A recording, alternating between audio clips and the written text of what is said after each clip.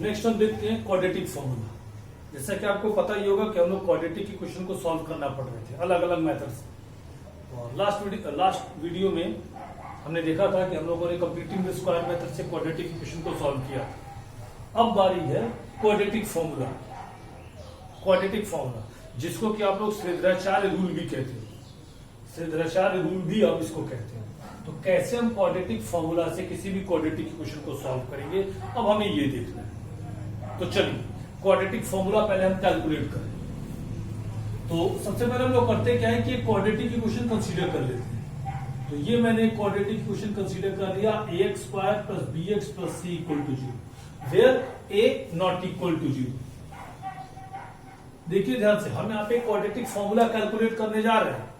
जब हम एक क्वाड्रेटिक फॉर्मूला कैलकुलेट कर लेंगे तो ये क्लियर हो जाएगा कि कैसे हम किसी भी क्वाड्रेटिक इक्वेशन को सॉल्व करेंगे। ठीक है ना। चलिए, तो ये ax square plus bx plus c equal to 0 हमारा एक क्वाड्रेटिक फॉर्मूला मिल गया। अब जब हमें ये क्वाड्रेटिक फॉर्मूला मिल गया तो सबसे पहले हम लोग करेंगे क्या कि हम लोग इसमें completing the square method apply कर देंगे। और कंप्लीटिंग द स्क्वायर मेथड से हम x की वैल्यू कैलकुलेट करते हैं। अंडरस्टैंड। तो completing the square method apply करने के लिए सबसे पहला स्टेप क्या था, divided by a on both sides. जो भी आपका x स्क्वायर का कोफिशिएंट होता है उससे आप LHS और RHS में डिवाइड कर देते हैं।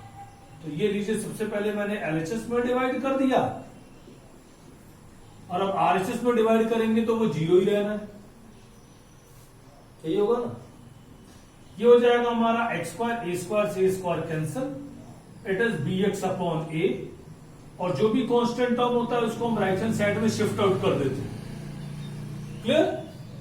नेक्स्ट हमने पढ़ा था कि जो भी हमारा x का कोफिशिएंट होगा it is b upon a, उसको आप 2 से डिवाइड कर दीजिए। So it become b upon 2a। b upon 2a हो जाएगा कि नहीं। और अब इसका स्क्वायर करके LHS और RHS में आप ऐड कर दोगे, that is b upon 2a का होल स्क्वायर। और आप RHS में भी लिख देंगे minus c upon a plus b upon 2a का होल स्क्वायर। ये सारा कुछ कंप्लीटिंग द स्क्वायर मेथड ही है। अब आप लेफ्ट हैंड साइड को लिख सकते हो x plus b upon 2a का होल स्क्वायर। ये हो जाएगा आपका। क्लियर। RHS इसको b square upon 4a square minus c upon a। b का स्क्वायर b स्क्वायर, 2a का square 4a square and then minus c upon a। You can also write x plus b upon 2a whole square. और जैसे ही आप LCM लेते हो ये हो जाएगा 4a स्क्वायर, a से a cancel, it is 4ac। ये आ जाना है। अब रूट ले लिया जाए, taking square root of both sides, दोनों तरफ का रूट ले लिया जाए। तो जैसे ही रूट लेते LHS में हो जाता है ये x plus b upon 2a।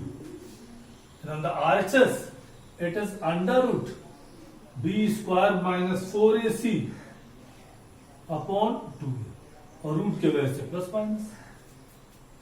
समझ गए ना। x is equal to minus b upon 2a plus minus under root b square minus 4ac upon 2a। ये हो जाना आपका।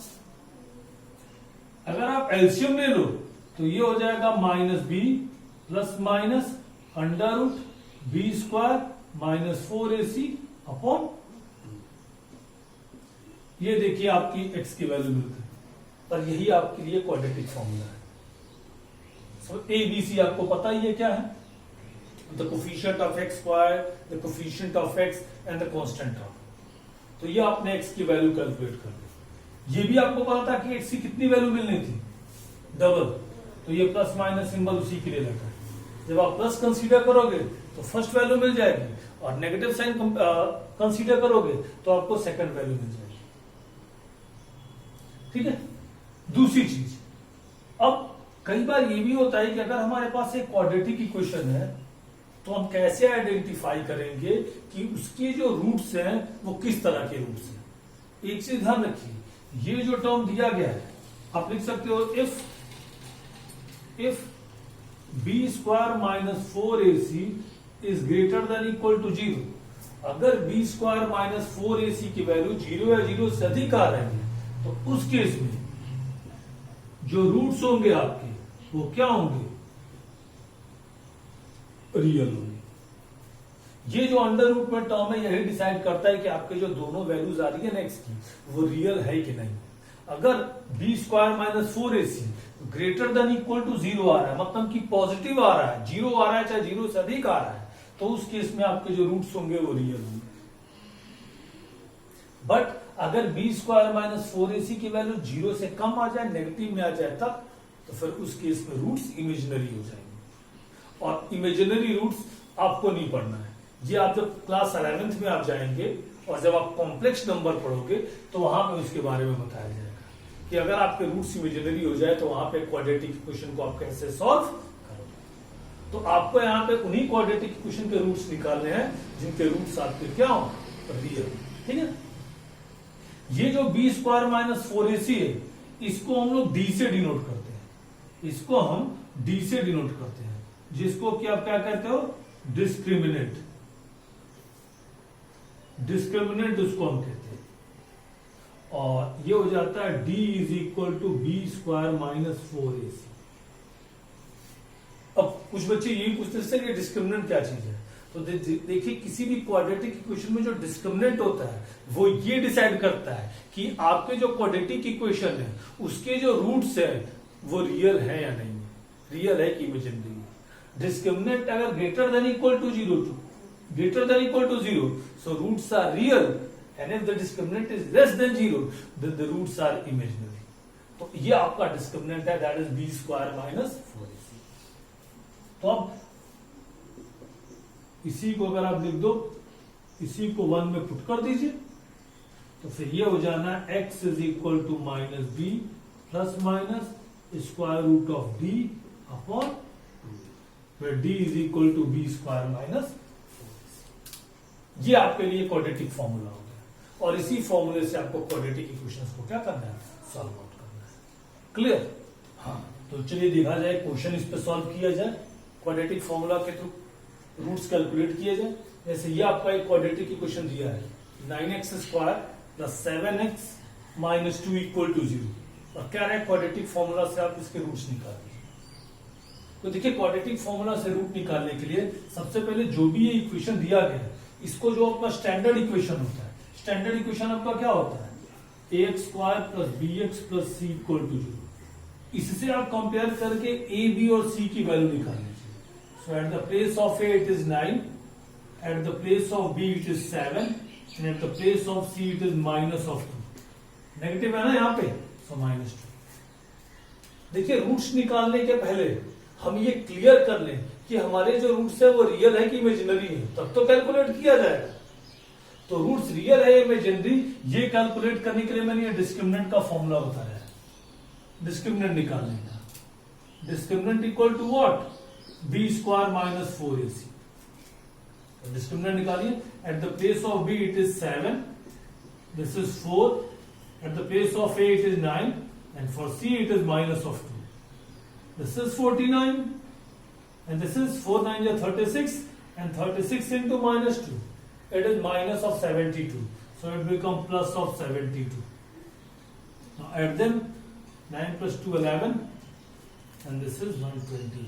So discriminant 121 आया, it means this is greater than equal to 0, it means roots are real, जो roots है वो real है। Now we have to find out the value of x। अब x की वैल्यू पे चला जाए, तो ये हमें पता है, since x is equal to minus B plus minus under root D upon 2, क्या आएगा, now put the values here, minus B and B is what 7 plus minus square root of D, D is already calculated and it becomes 121 and divided by 2 into a is what 9। ये आ रहा है ना, ये हो जाएगा आपका -7 plus minus 121 का square root 11, this is 2 9 80। अब फिर देखिए भाई, दो केस यहां से आप बना लीजिए, दो केस आप बना लीजिए। सबसे पहले आप केस फर्स्ट और दूसरा केस सेकेंड। तो case first positive sign consider कर लीजिए, -7 प्लस 11 अपॉन 18 कितना हो जाएगा? -7 plus 11, this is 4 upon 18, it is 2 upon 9। और सेकेंड केस में आप नेगेटिव साइन कंसीडर कर लीजिए, -7 minus 11 upon 9, it is -18 upon 9, which is minus of 2. तो x is equal to -2 and x is equal to 2 upon, ये देखिए x की values आपकी कैलकुलेटेड कंप्लीटिंग दिस क्वाड्रेटिक फॉर्मूले से, जिसको कि आप सिद्धाचार्य रूल भी कहते हैं। और अगर आप थोड़ा सा अगर अपना दिमाग से सोचोगे तो आपको ये लगेगा कि सर जो कंप्लीटिंग द स्क्वायर मेथड था और जो सिद्धाचार्य रूल था उसमें बहुत ज्यादा डिफरेंस नहीं है। कंप्लीटिंग द स्क्वायर मेथड में पूरा प्रोसीजर फॉलो करते हैं, और जब हम क्वाड्रेटिक फॉर्मूला या सिद्धाचार्य रूल की बात करते हैं तो वहां पे केवल हम फॉर्मूला यूज कर लेते हैं जो लास्ट स्टेप में आया हुआ। इतने का ही डिफरेंस है, अंडरस्टैंड? तो ऐसे करके आप किसी भी क्वाड्रेटिक क्वेश्चन को सॉल्व आउट कर सकते हैं। Good bye.